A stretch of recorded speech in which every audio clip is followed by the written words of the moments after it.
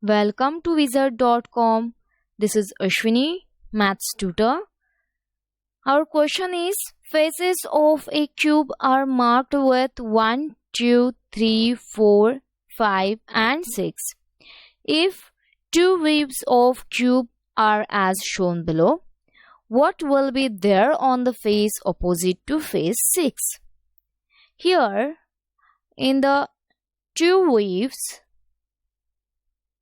position of 1 is same. So if we rotate one of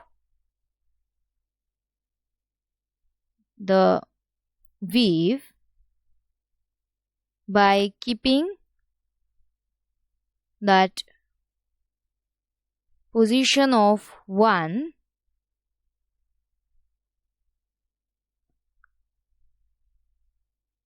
fixed, we will see that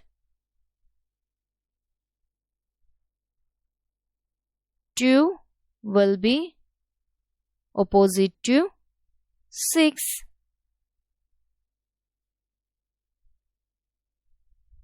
Hence, 2 will be there on the face opposite to 6.